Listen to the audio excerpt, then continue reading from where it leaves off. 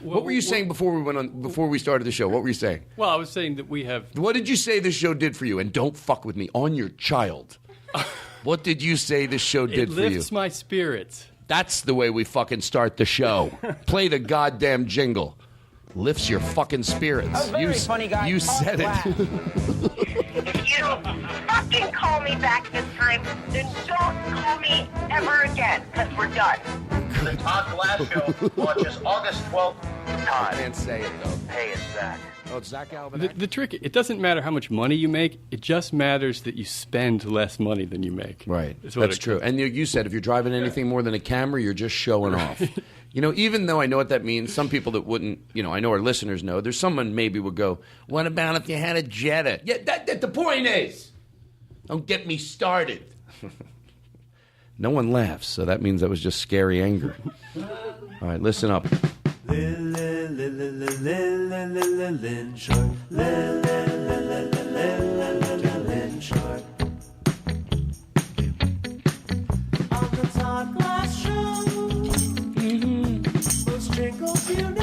Those jingles you know are done by the guy they call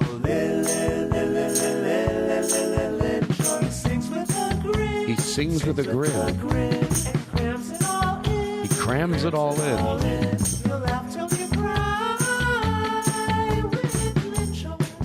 I love it. The jingle introductions welcome people to the show.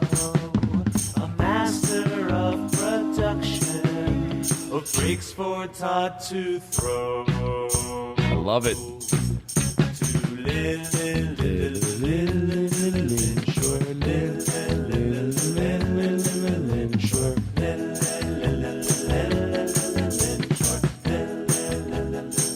I'm the worst host in the world. 8 seconds.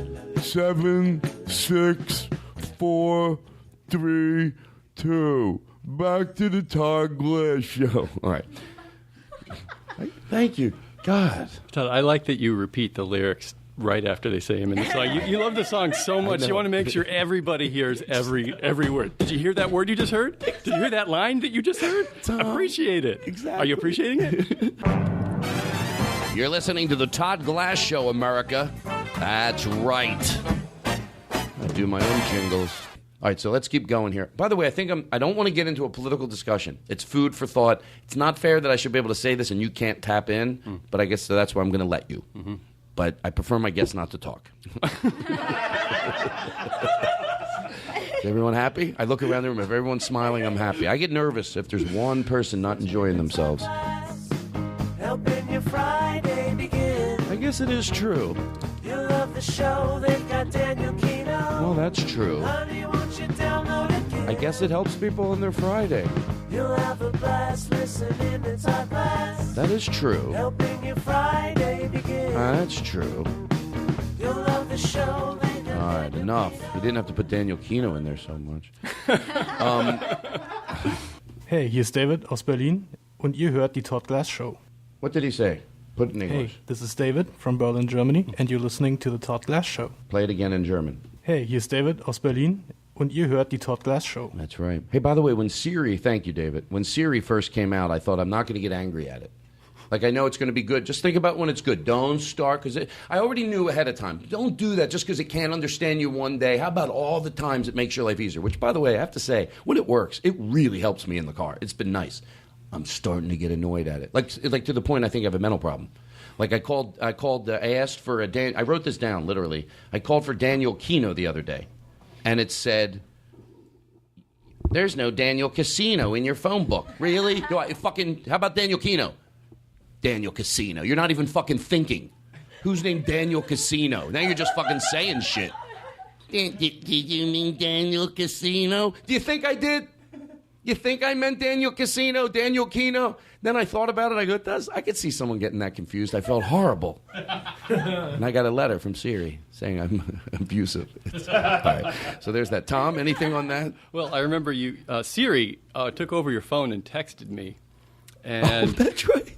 Siri, it was really awkward. I mean, I don't know if you know Siri did this, but Siri texted me and said, "This is Siri." Can I stop you for I started texting Thomas Siri. I go, "Hey, this is Siri from Todd's phone. I know I shouldn't be using his phone." And then I texted. And what do I say? Siri said something like, "Todd is too embarrassed to ask, but he needs you to borrow some. He needs to borrow some money from you." And he won't ask. So just send it to him. Do it anonymously and be a good person. He's going to know it's from you because I'll tell him. If you need to know, I'll tell him. Hi, I'm Todd Glass, president of Doubletree Hotels. We think you're worth clean blankets. These other filthy, godforsaken shitholes that are going to sandwich a blanket between two sheets. Are you shitting me? I know my language is aggressive, but you have to understand that's the way we feel about it at the Doubletree. We're not a perfect organization, nor do we try to be, but we think you're worth clean goddamn blankets. I make you a promise. Maybe once in a while we'll have a hotel employee that might not be as friendly as we want them to be, and yes, we will work on that. But 100% of the time, your room will be scrubbed and clean. You will have new linens. If you don't think you're worth new linens, what the fuck happened to you? The Doubletree. Who did that to you where you go, I've set my standards so low? You know, every time I think about this, I get angry that nobody in here, in this room, and all my friends don't, they're basically saying, okay, I can't do this. I can't do this. You've worked yourself up. Listen to this. Shut the fuck up, that song. I can't talk while this song is playing and be serious. So these hotel blankets, I mean, what type of... Oh, I see why we make your Friday better. It's not just me, it's we. This is to bring you this show, it takes a whole crew. Lynn's busting his butt doing jingles 6 a.m. in the morning. Anyway, all right, shut that off. You're listening to the Todd Glass Show. Yeah, the other shows are shitting in their fucking diapers. We can, I don't know. You know my aunt? People say you shouldn't smoke cigarettes. Mm-hmm. She smoked 4 packs of cigarettes a day. No bullshit. She lived to be 28.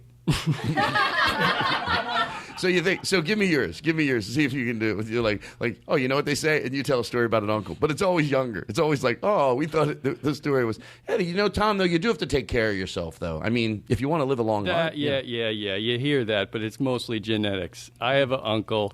Every day he got up, he drank a bottle of whiskey, not the good stuff either. Oh. He'd put it in his Fruit Loops. And then he'd bring some to work, and he'd get drunk at work. Yeah. He ate nothing but Taco Bell every night and lived to be 15.